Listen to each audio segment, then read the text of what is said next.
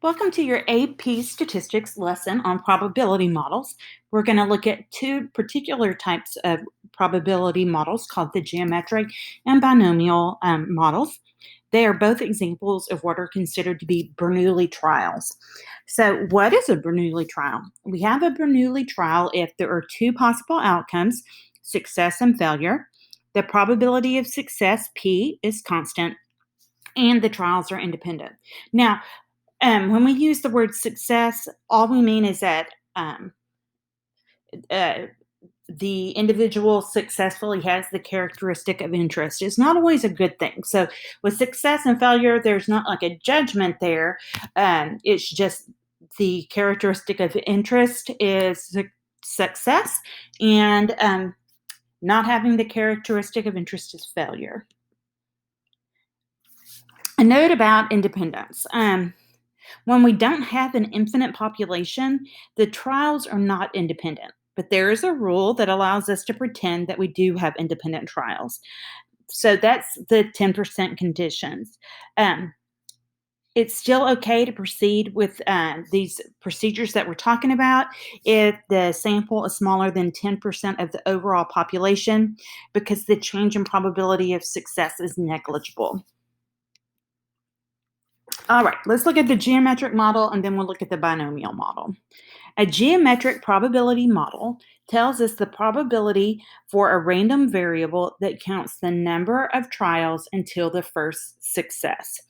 So the geometric models are completely specified by one parameter, P, the probability of success, and is frequently denoted as just geom of P. One other value that we often calculate, especially if we're working by hand, is Q, which is 1 minus P, and it's the probability of failure. And then X is going to be the number of trials until the first success occurs. The mean or expected value is going to equal 1 over P. The standard deviation is going to be the square root of Q over P squared. And then here to the right, you can see a picture of what a geometric distribution looks like. Now, binomial distribution, still going to be a Bernoulli trial, but this time we have a fixed number of trials, and we want to know the probability of having so many successes within that fixed number of trials. So there's two parameters for the binomial model, and that's why it's called binomial. N, the number of trials, and P, the probability of success. Now, in N trials, there are N choose K, a number of successes. So that's N factorial divided by K factorial times N minus K factorial. Luckily for us, we let the calculator do that in the background most of the time. So, just key points to remember: N is the number of trials. P and Q are defined as always. Probability of success is P, and Q is 1 minus P, the probability of failure. And then X is the number of successes in N trials. And so here we have the formula that the probability of a random variable X equaling any specific value of X is going to equal N choose X times P to the X times Q to the N minus X. And that's because we have X successes. So we're going to multiply that probability of success times itself, however many successes we have. N minus X is our number of failures. So we'll have Q to the power of the number of failures. And then remember up here we talked about the number of ways to have K trials. Well, now we're talking about X trials, and so we have N choose X. Here is a picture of a binomial distribution, just so you can kind of have that in your head.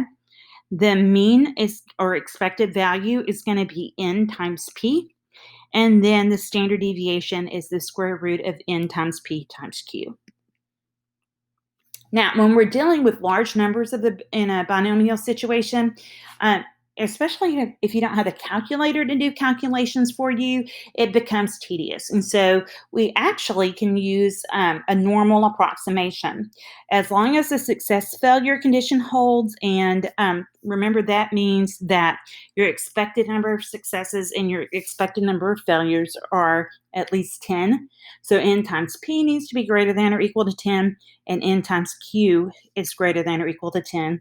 That means that n, our number of trials, is large enough that the normal model is reasonable. Now, thanks to technology, we don't have to rely on this very often, but it's a good thing to know. When we use the normal model to approximate the binomial model, we are using a continuous random variable to approximate a discrete random variable. So when we use the normal model, we no longer calculate the probability that the random variable equals a particular value, but only that it lies between two values. So you actually have to kind of give something up. And since we have technology that allows us to calculate binomial probabilities just as easily as that same technology allows us to calculate normal probabilities, we're not going to put this into practice very often. We are later on going to use this fact to build some of our inference procedures. Okay, so go ahead and open your book and look at exercise 10 on page 402. Feel free to pause me if you need to. All right, so we know the probability of rejecting one chip is 0.02.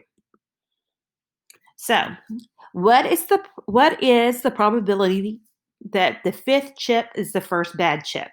So the first thing you have to do is decide if it's geometric or binomial. If you're counting numbers of chips until you get your first success, it's geometric.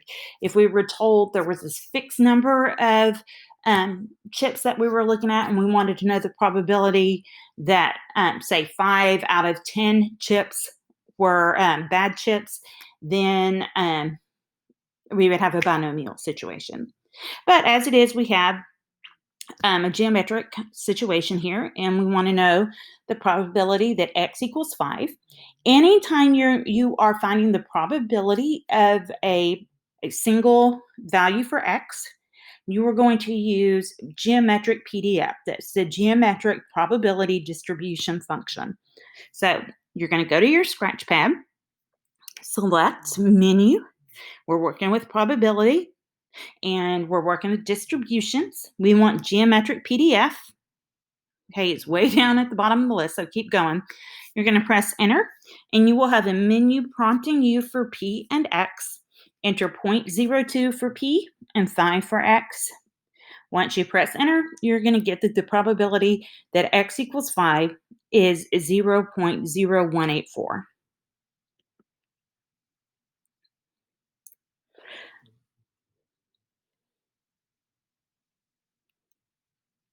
What is the probability that the first bad chip is within the first 10? So there we are looking for the probability that x is less than or equal to 10. So we could go through and find PDFs for each value from 1 to 10 and add them together, or we can let the calculator do that. Whenever you're adding a group of probabilities together that are described by an inequality, you are working with the cumulative distribution formula and function. So we want to use the geometric CDF, okay, geometric cumulative distribution function. So again, go to the scratch pad, do the same thing that we did before, but pick geometric CDF. Press enter, and you will have a menu prompting you for P, lower bound and upper bound. So again, enter 0.02 for P, 1 for the lower bound, and 10 for the upper bound. It asks why. Well, we want to know within the first 10, you have to have at least one trial to find a success. So 1 would be the lower bound. 10 is our upper bound as described in the problem. We want the probability that x equals 1 or 2 or 3 or all the way up to 10. And we'll find that that is equal to 0.1829. The expected value for a geometric variable is going to be 1 over p. So it's 1 over 0.02, which gives us 50. So we would expect it to take 50 chips before we find one that needs to be rejected. All right, now we're going to look at a different problem. So consider exercise 18 um, on page 402. So we know that the probability of getting a bullseye is 0.80 and that there are 6 trials. So we want to know the probability that the first bullseye is on the third arrow. Well, even though we have, 6 trials there, we're still in this problem looking for the first success. And so that's going to be geometric PDF. And so we will do like we did before with x equals 3, and we get 0.032. We'll skip B for now and come back to it at the end of the problem. Okay, so for part C, we've got the probability that the first bullseye is on the 4th or 5th arrow.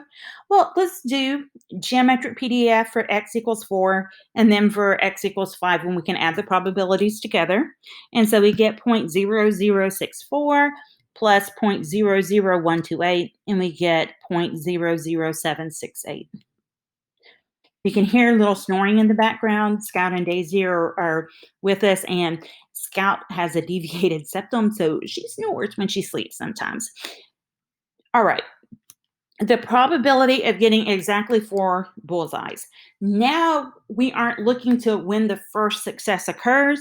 We are considering the probability of getting so many successes out of a fixed number of trials. So exactly 4 successes out of 6 trials. So now we're going to go to binomial PDF, and it's going to be in the same place that you found geometric PDF and CDF. So again, menu, probability, distributions, but this time binomial PDF. You're going to be prompted to enter the number of trials, so 6. Probability of success is 0.8, and then the number of successes is the x value, and so 4. And you press enter, and your calculator gives you 0.24576. So on part E is asking for at least 4 bullseyes. So we want the probability that x is greater than or equal to 4. So this is going to be a CDF problem. If it's equals to, it's PDF. If it's greater than or equal to, less than or equal to, any kind of inequality, we need a cumulative distribution function, so CDF. So N is 6, P is still 0.8, but this time we have a lower bound and an upper bound.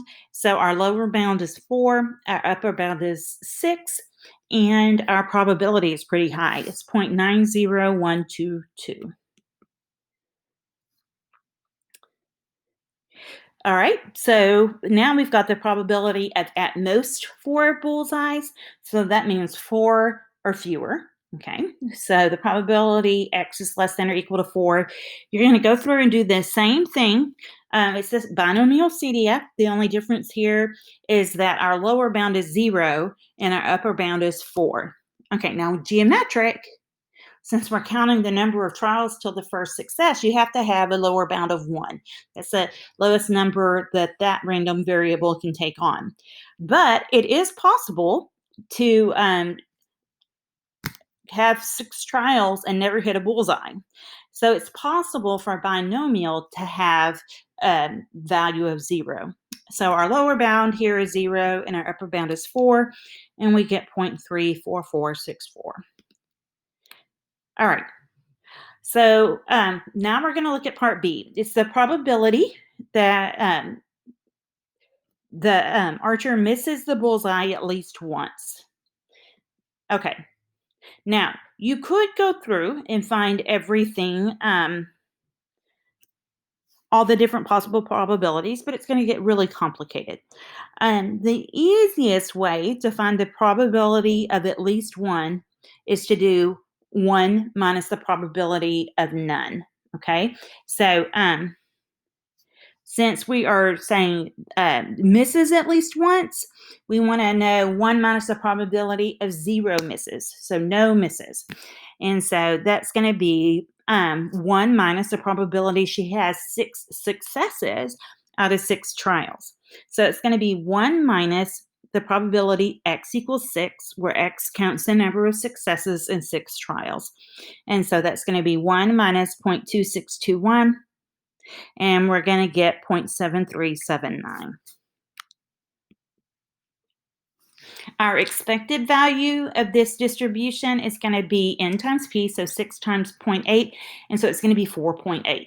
Now, you can't get 4.8 bullseyes, but you don't want to round this. This is a theoretical estimate of the mean, and because it is a mean, it can have one more degree of accuracy than an individual occurrence can actually have. So we want to leave it as 4.8. Our standard deviation is going to be the square root of n times p times q. So it's the square root of 6 times 0.8 times 0.2, and that comes out to be 0.98. Okay, guys, that's it. Do the problems to try on your own, and I will see you in class.